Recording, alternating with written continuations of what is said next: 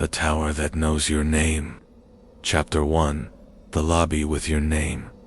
The tower was not there yesterday. Everyone agreed. But there it was now, 30 stories higher than the skyline. A black spike against the dawn. No cranes, no scaffolding, no dust. Just glass windows, blind with reflection, and stone that swallowed light. Crowds gathered, phones lifted. But no photo held the tower after you turned away. Every screen went blank. Every lens cracked. By noon, the police had cordoned the entrance. By evening, the cordon was gone. The tower had no doors. And then, one door appeared, and it was already open. Inside, the lobby spread wide. Marble floors, pale as teeth. Walls lined with empty frames. A reception desk without a clerk. Behind it, a brass directory. I stepped closer. Dust shifted beneath my boots, though the air was clean. The directory gleamed as if polished daily. It listed floors, dozens of them, most blank. Some with words, etched faintry chords, mirrors, garden ash, and one with my name, floor 47. Not carved, not printed, etched into the brass as though it had been there for centuries. The letters were perfect, neater than my own hand. I staggered back. The directory hummed faint. The letters glowed, and the elevator behind me chimed. The doors opened, no buttons inside, only a single brass panel that read, "Climb." I turned to leave. The lobby doors were gone.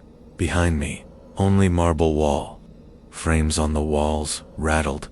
Shadows pressed against the glass from inside. The tower wanted me. It had my name, and the only way was up. I stepped inside. The doors shut. The panel glowed. Climb. The elevator lurched. But instead of rising, it dropped. Deep. The floor counter ticked down. Basement. Sub-basement. Lower. Lower. Until the numbers vanished, and the elevator stopped. The doors opened, and the climb began. Chapter 2. The basement that counts backwards. The elevator doors parted with a sigh that felt older than the stone around them. Darkness poured in, thick and damp, the kind that clings to your throat and tastes of copper. The button panel behind me no longer glowed. The single brass word, "Climb," was gone. I stepped out. The basement stretched wide, wider than the tower should allow. Rows of filing cabinets stood like gravestones, endless, stretching beyond the glow of a single swinging lamp. Each drawer was labeled with a number, not ascending, descending, -1, -2, -3. The numbers marched downward into infinity. I pulled one drawer at random. It screeched, metal, grinding. Inside lay bones. Not human, not animal, something in between. They were counted, neatly stacked, each with a tag tied around the joint. I lifted one tag. The handwriting was small, perfect, mechanical. Attempt number 47. Failure. The tag slipped from my fingers. The bones rattled once, as though remembering, then went still. Another drawer, another set of bones. This one, larger, teeth too many. Skull split down the center as though it had been pried apart from the inside. The tag read, Attempt number 46. Failure. The black book in my coat stirred, pages crackling, ink bleeding through the spine. It scrawled, jagged across the paper. The tower builds, the tower counts. Every failure stacked beneath, every attempt buried. Yours will join them. I slammed the drawer shut. The lamp flickered. The rows groaned. I walked deeper. Numbers ticked lower. -50, -100, -300. The drawers began to hum, a low vibration in the soles of my boots. The tags whispered, hundreds at once, like wind hissing through teeth. Every failure, every climb before mine. Every name etched into brass only to end here. Bones tagged, filed, forgotten. I ran. The lamp above me swung harder. The drawers rattled. Some slid open on their own. Hands reached out. Bone hands, ink-stained hands, hands with fingers too long.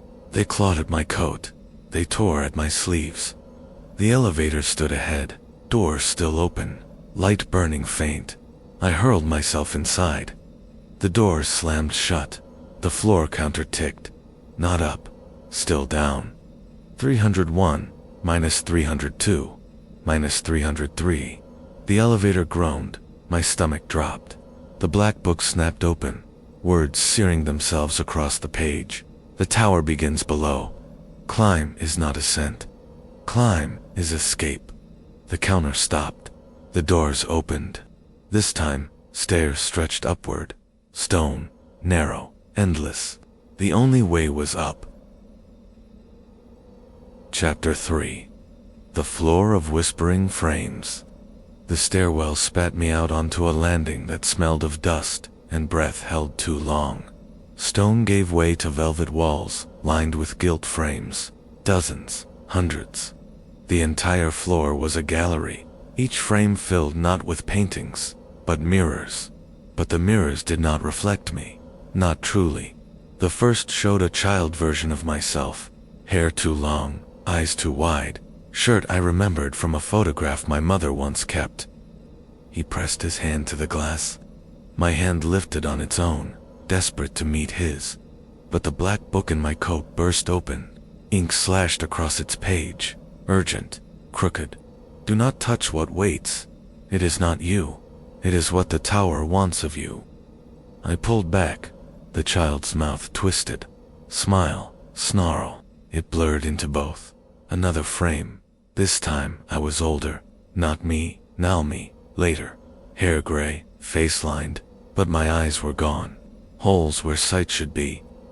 The reflection leaned forward. Its empty sockets gaped wider, and from within came whispers. You will climb. You will fail. You will join the basement drawers. My throat clenched. The whisper wasn't sound, it was thought, pushed into me like fingers shoved down my mind. I staggered back. The frame rattled, cracks spiderwebbing the glass, as though eager to break free. Farther in, the gallery narrowed. Mirrors pressed closer, whispers overlapping into a chorus. Dozens of versions of me, each wrong. One with a mouth sewn shut. One with hands backward. One bloated with ink pouring from his skin. Each reflection whispered its own ending. You will burn in the engine.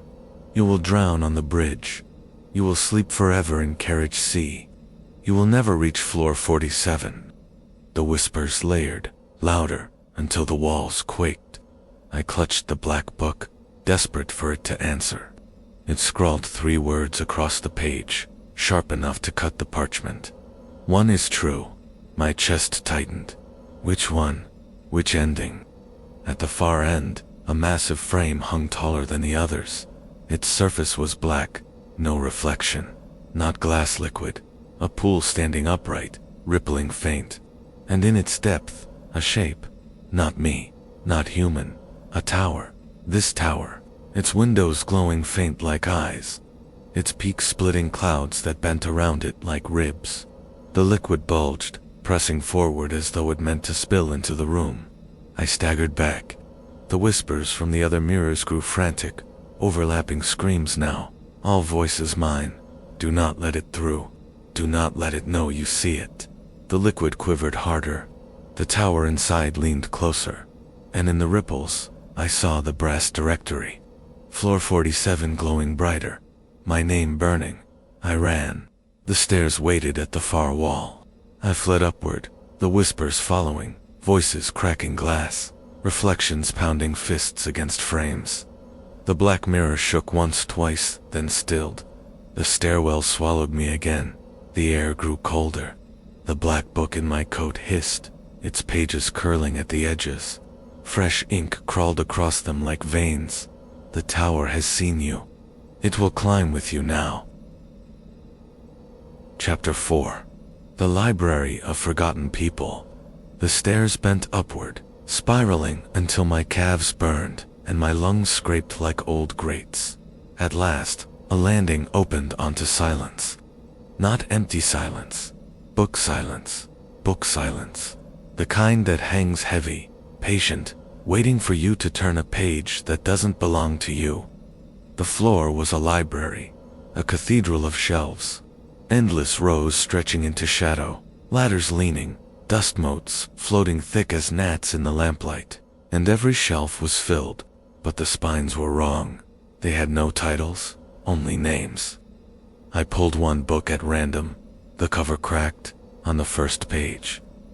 Eleanor Finch, born 1912, died 1936, forgotten 1948. The rest of the pages were blank. Another book, Samuel Clarke, born 1844, died 1870, forgotten 1905. Blank pages. I ran my fingers along a row of spines. Thousands, tens of thousands. Everyone forgotten. Not by family, not by history, by the tower. The black book in my coat squirmed. Ink crawled across its page. These are the ones who climbed before. Their names burned here when memory let go. You will join them, soon. Deeper in, the shelves grew taller. The names shifted. Not just people, places.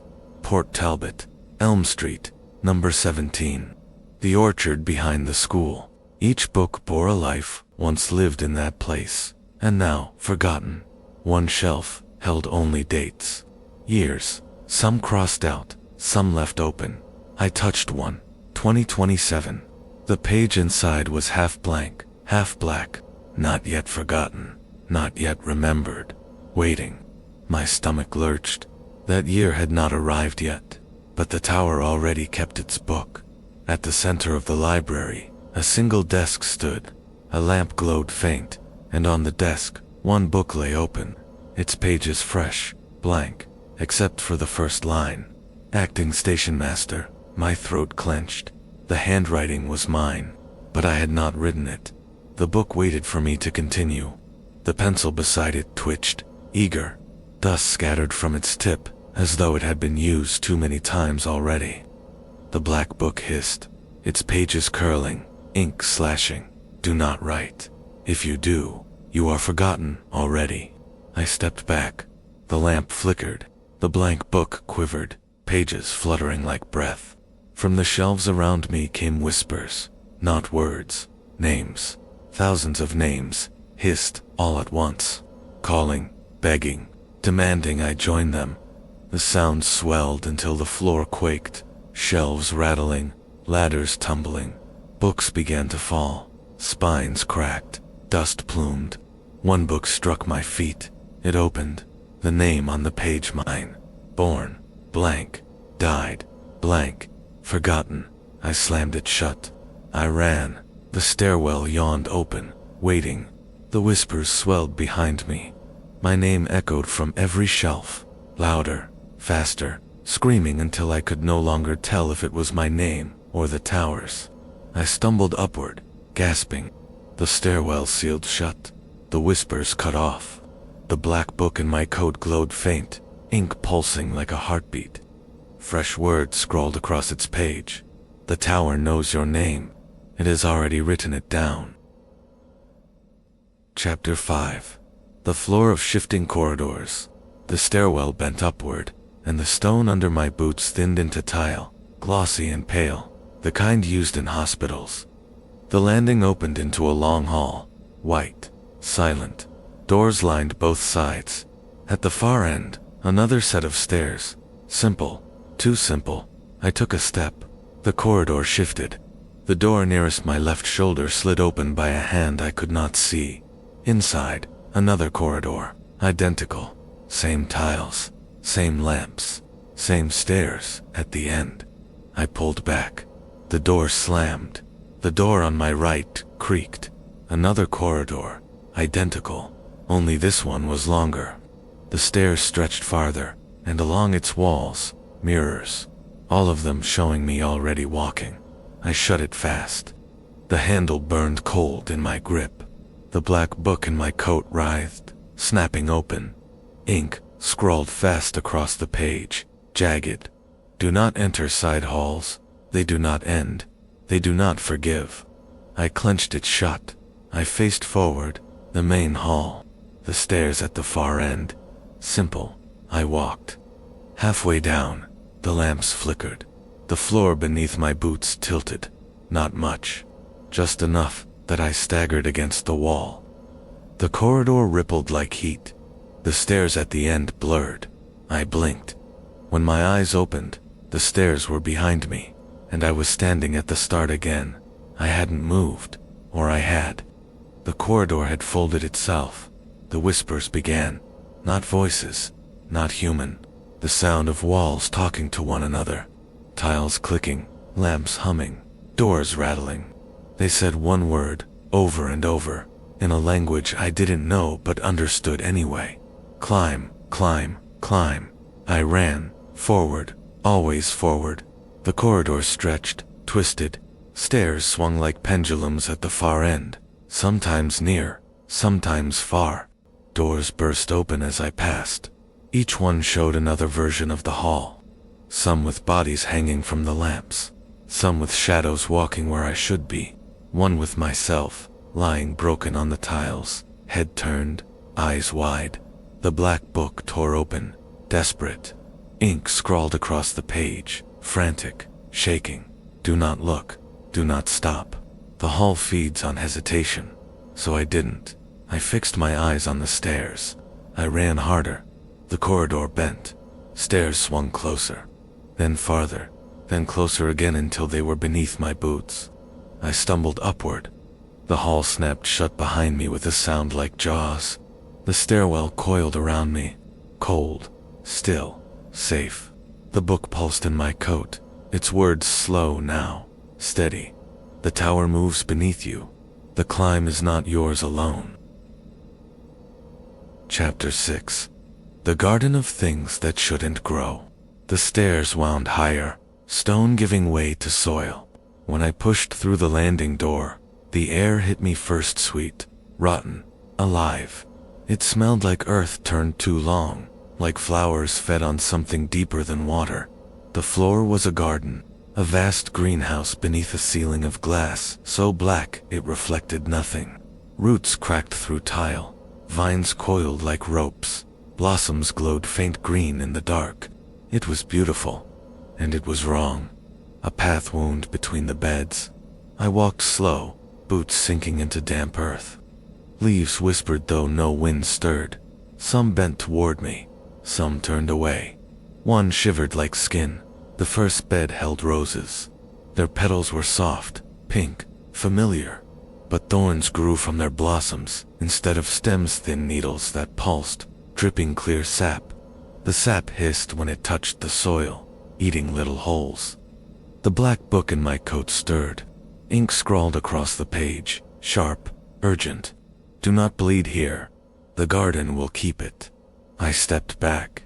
The roses quivered, as though disappointed. Farther in, a tree grew in the center of the path. Its bark was gray, smooth, almost flesh, and from its branches hung fruit shapes like apples, but softer, sagging. I bent closer. Not fruit, faces, dozens of them, eyes shut, mouths slack, hanging by their hair. They swayed faintly, though no wind moved. One twitched. Its mouth opened. A voice slipped out, whisper thin. I climbed too. My stomach lurched. Another face stirred. I am still climbing. Another. You will feed the roots. The tree groaned, bark splitting as a fresh fruit bulged out. The skin stretched. My face pressed from beneath, eyes closed, mouth slack, waiting. I stumbled back, gagging. The book flared hot, ink spilling jagged. Do not eat, do not touch. Your face will grow here too. The path narrowed. Vines crept from both sides, thorns hooked like claws. They tugged at my sleeves, at my ankles. They wanted me down, pressed into soil. Fertilizer. I shoved through. Leaves slapped my face, cold and slick. Sap burned my hands where it touched. Behind me, the vines closed, sealing the path shut. Ahead, a clearing. At its center, a statue. Tall, black stone. A man holding a spade. I stepped closer. Not a statue. A body. Frozen solid, coated in stone-like shell. The spade was bone white. His coat was mine. His face was mine. I circled. The figure did not move, but its lips parted, dust spilled, and a voice cracked through stone. Water me. The ground at his feet split, roots writhed, pale, finger-like. They clutched at my boots, dragged down, hungry. The black book screamed in my chest, its pages tearing. Ink burned across them. Do not obey. Do not water. Do not plant yourself here.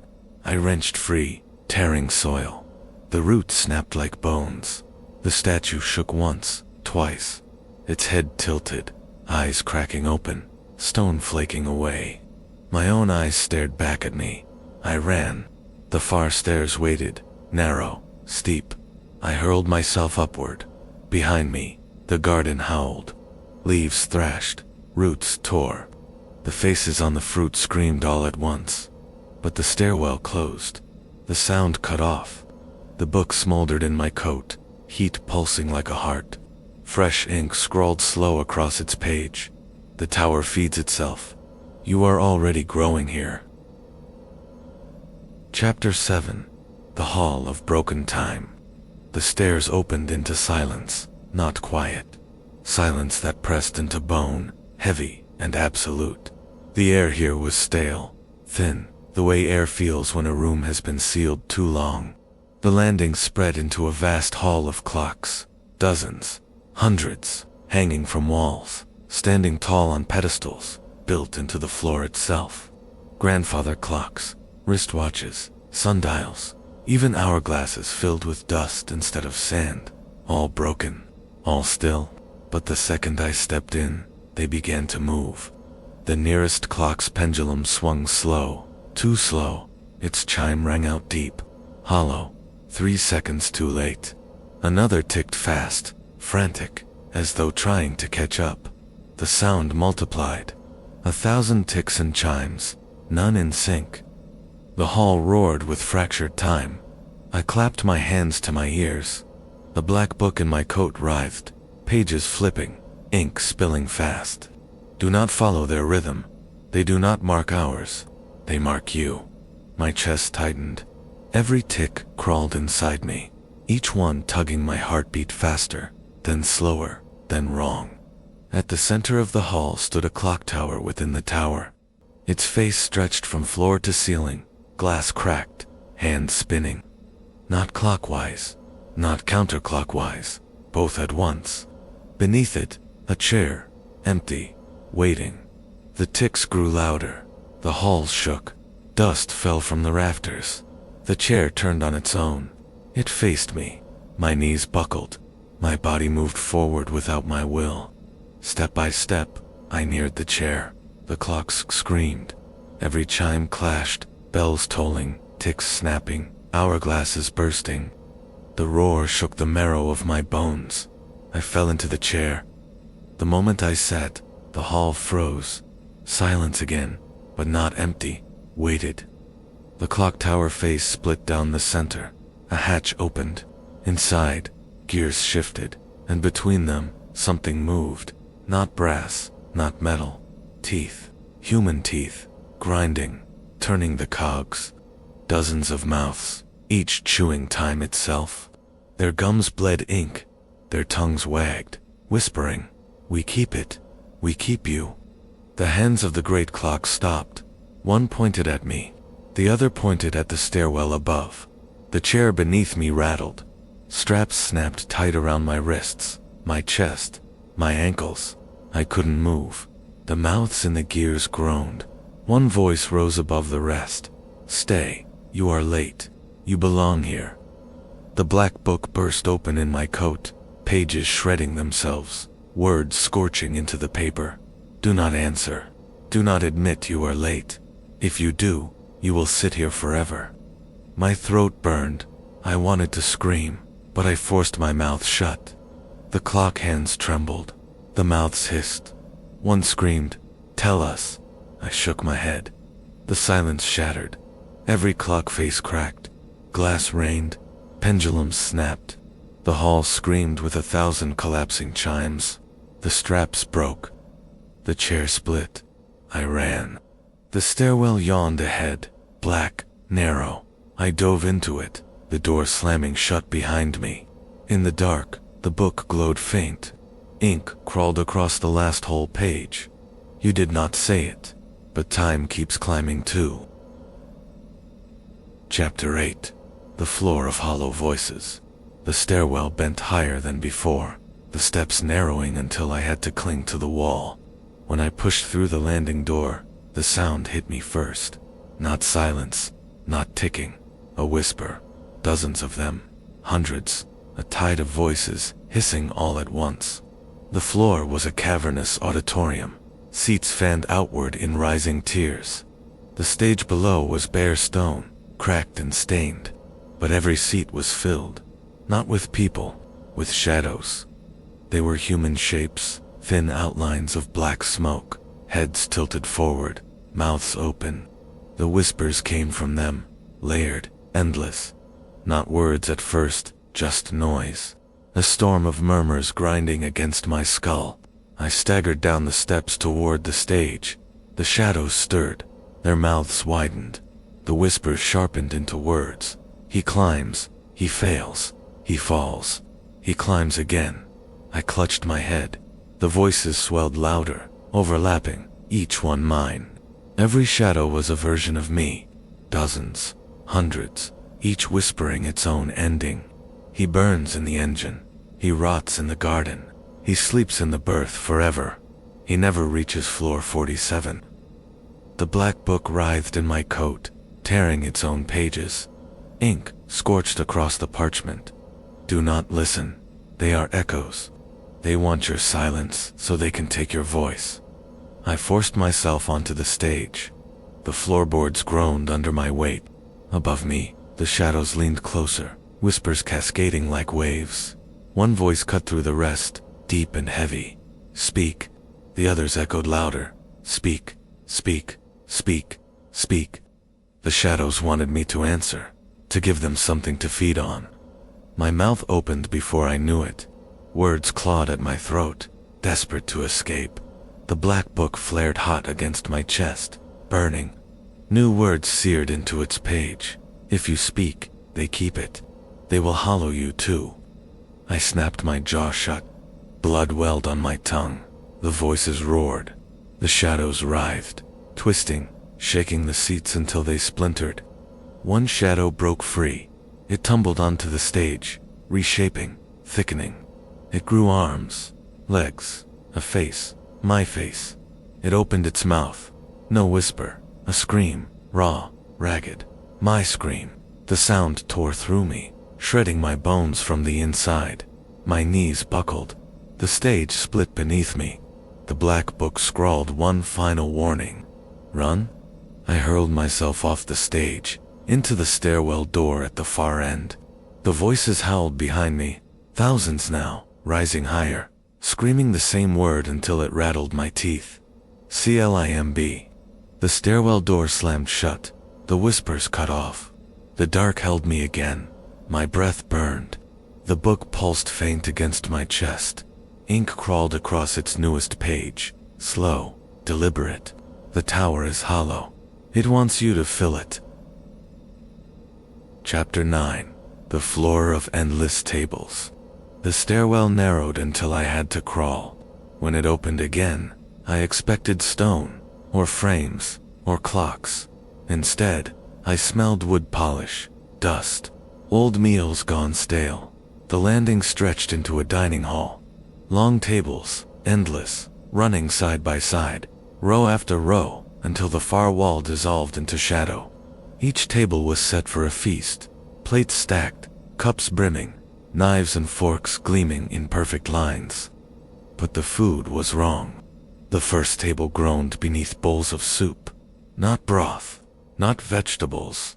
Eyes. Dozens of human eyes bobbing in gray liquid. Lashes clumped, irises cloudy. They rolled to follow me as I passed. Some blinked. The soup rippled. The next table carried bread. Loaves still warm, steam rising. I tore one open.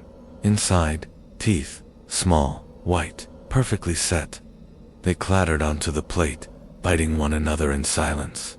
The black book in my coat writhed, pages slapping, ink scrawled jagged. Do not eat. It eats you first. I pushed the loaf away. The teeth gnawed the crumbs. Farther in, roasted meat glistened on platters. Whole animals, goats, dogs, children. Their skin was crisp, their mouths open, laughter frozen into rictus. The smell turned my stomach. I gagged. The shadows beneath the tables stirred.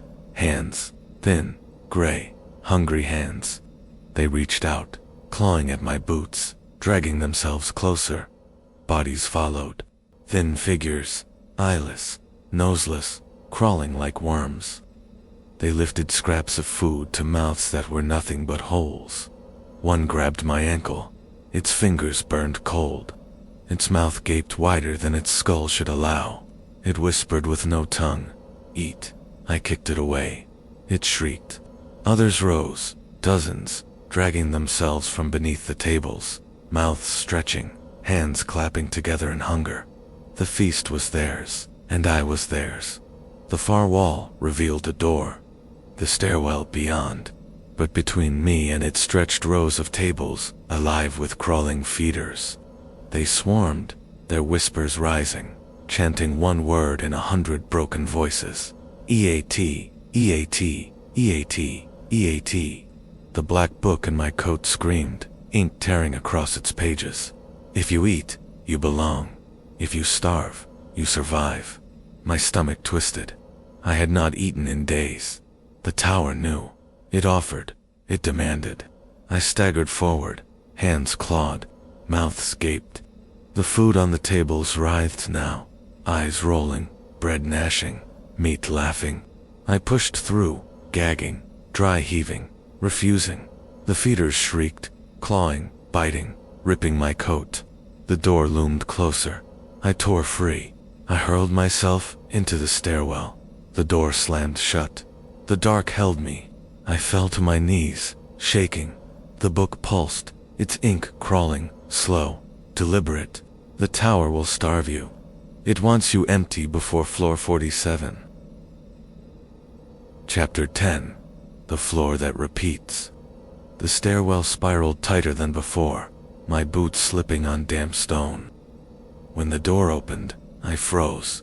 It was the same floor I had just escaped. The endless dining hall, the tables, the food, the smell, eyes bobbing in soup, bread clattering teeth, meat grinning wide. The feeders whispered from beneath the tables, hands twitching, mouths stretching. Eat, eat, eat, eat. I staggered back into the stairwell. The door slammed shut. The stairs tilted beneath me, dragging me upward whether I moved or not. The next landing came fast. Another door. I pushed it open. The same hall again, the same feast, the same shadows. But this time the tables were closer, crowding the path. The feeders already crouched atop them, grinning with holes for mouths. I slammed the door. The stairs lurched again. Another landing. Another door. I opened it. The hall again. But this time, only one table. At its head sat me. Not me as I am. Me older, thin, skin sagging, eyes hollow. He cut meat from a platter, eating in silence. His jaw creaked, bone grinding. Each bite echoed in my skull. I stepped closer. He raised his head. His mouth opened, full of teeth that were not his own. Bread teeth. Dozens of them. They clattered as he spoke. You will eat eventually. The tower does not starve forever. The book in my coat flared, ink spilling like blood across its page. This is you. This is what hunger makes. Do not sit. Do not share the table. My double raised his knife. Not toward the platter, toward me. The feeders screamed. The table split. Hands clawed from beneath, dragging me down. My double lunged, knife flashing, teeth clattering in frenzy. I ripped free. I bolted for the far stairs. The door slammed behind me as whispers howled. The stairwell steadied. I gasped for breath, blood on my hands, though no wound marked me. The book pulsed faint, ink scrawling, slow, deliberate. The tower bends. It repeats until you break. Every floor is endless if you stop climbing. Chapter 11. The floor of windows that shouldn't be. The stairwell climbed sharper now, each step taller, as though the tower itself was trying to slow me. When I pushed through the landing door, I almost believed I had escaped. The floor was lined with windows, dozens, hundreds. Every wall cut open with panes of glass, tall as doors, wide as walls. And beyond each window, a different world. The first window showed the city below, but it wasn't tonight's city. It was years ago. A festival lit the streets, lanterns rising into the air, laughter spilling up from mouths I knew but could no longer place. The next window showed the same street in ruin. Buildings collapsed, ash falling. No lanterns, only smoke. Bodies littered the cobblestones. None moved. Another window. My childhood bedroom. The lamp still warm, the bed still rumpled. But the room was wrong, the shadows too deep. And on the pillow, a dent shaped like my head, though I was here. The black book in my coat snapped open. Ink bled across the page. Do not step through. Every window is a lie. Every window keeps what passes. I walked farther. Each window grew stranger. One showed a vast ocean, ships drifting with no sails. One showed a desert where towers like this one burned on the horizon. One showed only me, standing in this corridor, staring back. And behind me, a shadow I did not see when I turned. I pressed my hand to the glass. It was warm. The figure in the reflection leaned closer. Its mouth opened. My voice slipped out. Jump. I staggered back. The glass quivered, as if eager. Halfway down, a window shone brighter. It showed my mother. She sat at the kitchen table, hair loose, smile soft, humming as she stitched a button to a coat. The missing button, the one she never finished. My chest tightened. My throat burned. I lifted a hand before I could stop it. The glass was warm, inviting. Her head lifted, her eyes met mine. And she spoke. Come home. The book shrieked, its pages ripping themselves, ink slashing across the parchment. It is not her. It is never her. The glass bulged outward, stretching like skin, a hand pressing from the other side, her hand reaching, so close. I tore my hand away. The window cracked, a hairline fracture racing across the pane. The figure inside split, her face twisting, her mouth gaping wide. A scream ripped through the glass, shattering it into 1,000 shards.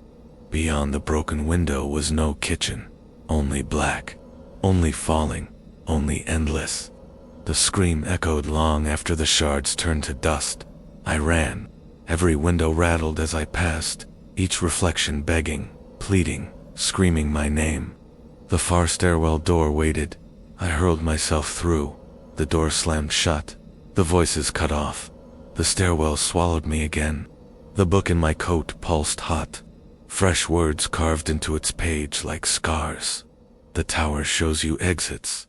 None are real. Your floor waits. Chapter 12. The stairwell that doesn't end.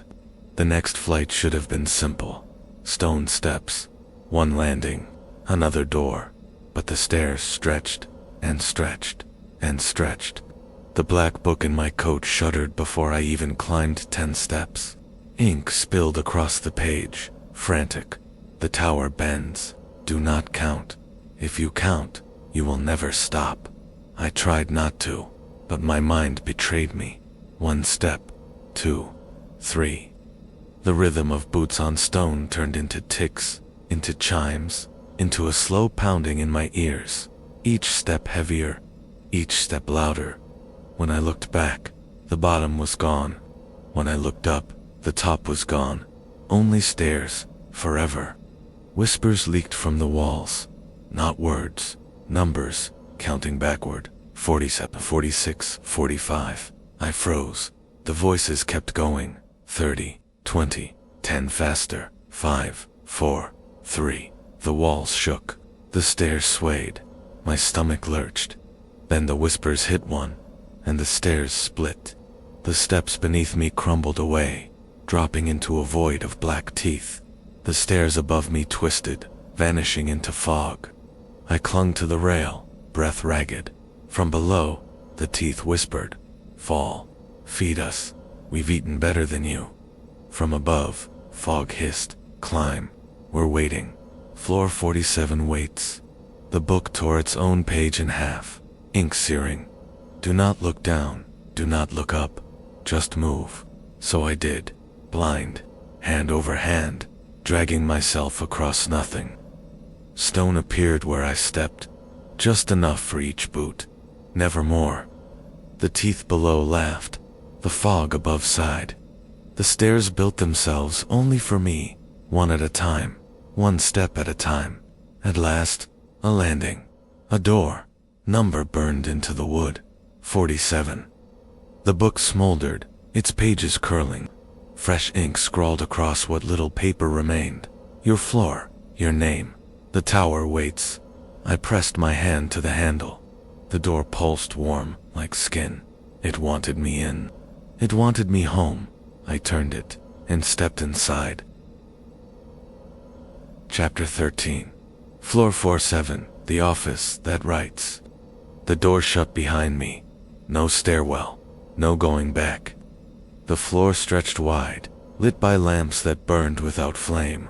Rows of desks filled the chamber, endless, each one stacked with papers, ledgers, books, and behind every desk sat a figure. Stationmasters, dozens of them, hundreds, each in coats like mine, faces pale, eyes hollow, each scribbling furiously with pens that never stopped.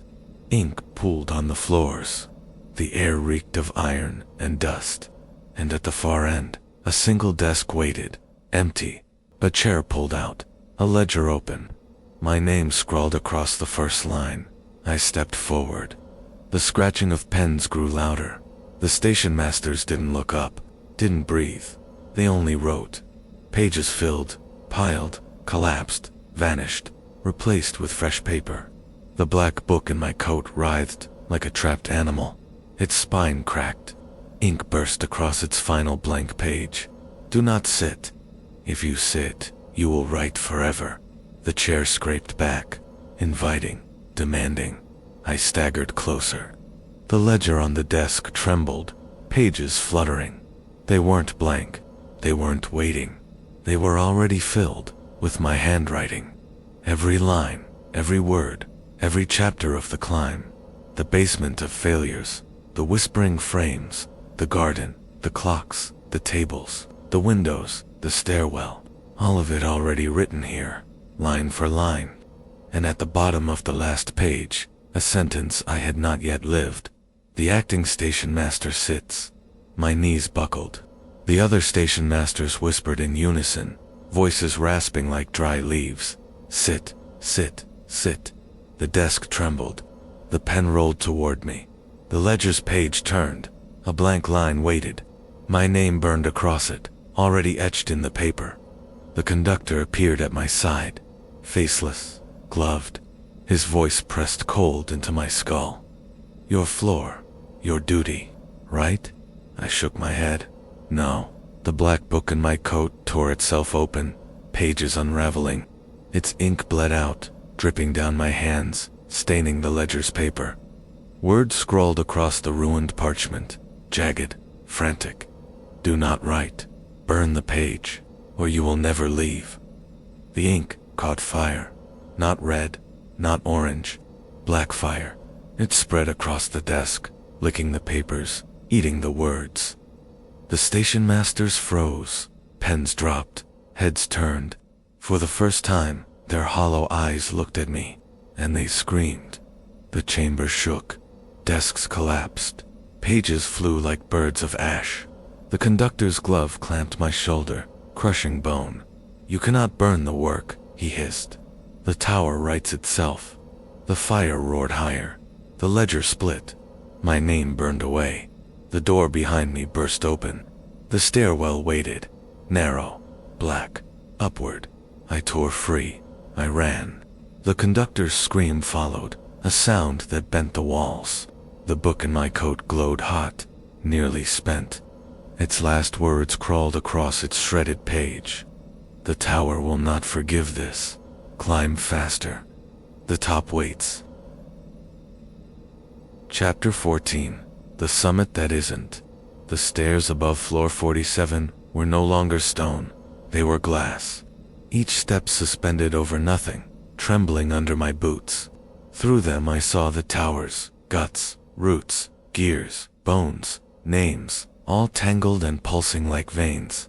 The higher I climbed, the louder it beat. A heartbeat, a drum, a clock, at last, a landing. No number carved into its door, just a single word etched deep. Summit. I opened it. The chamber stretched wider than the city itself. Black walls, black floor, black ceiling, and at its center, a table. On the table, a tower. Small, perfect, an exact replica of the one I climbed. Every floor carved in miniature, every window precise, every stairwell spiraling tight, and in its base, tiny figures moved. Climbers, hundreds of them, thousands, each struggling, each failing, each climbing still. I bent closer. One figure looked up. Its face was mine. The black book in my coat writhed, burning hot, words searing into its last shreds of parchment. Do not touch. If you touch, you will live inside it, forever. The conductor stood behind the table, his faceless head tilted low. His gloves rested on the miniature summit. This is the top, he said. This is where the tower writes itself. Every climber, every failure, every floor. You are all here. He lifted a finger, tapped the model. One of the tiny climbers fell, tumbling through miniature stairs until it lay still at the base. My chest clenched. I knew that fall. I had felt it. The basement drawers, the failures. The conductor tapped again. Another climber burned, a tiny fire consuming its floor. I remembered the garden, the faces on the tree. He tapped again. A figure sat at a miniature desk, writing forever. I shook my head. No more. The conductor's voice pressed heavier. There is only more. The tower climbs itself, and now it climbs with you. The model quivered. Its tiny windows glowed. Voices rose from inside. My voices, all the versions I had seen. The sleepers, the eaters, the stationmasters, the shadows. They chanted in unison. Climb, climb, climb. The model tower split.